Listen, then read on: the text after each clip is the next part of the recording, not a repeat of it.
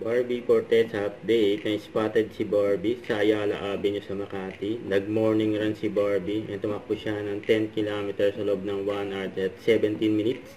Yun o. Yan, picture daw. Ito yung video ni Barbie. Nag-morning run si Barbie dyan sa Ayala Avenue.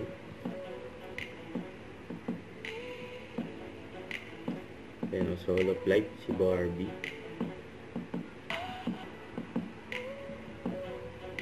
Nakaraan tumakbo siya sa UP, ngayon sa Ayala Avenue. Yun no, spotted ipababi ni Barbie.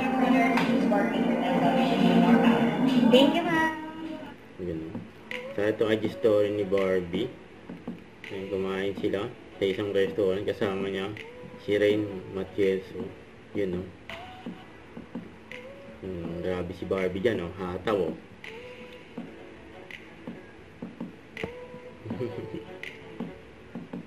Hataw yan, no?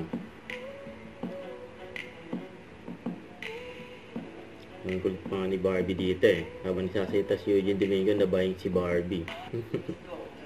Fresh from our European vacation. What? Don't forget to subscribe, click the notification bell for more updates. This is Victor the Action Vlog. Stay tuned for more videos. See ya.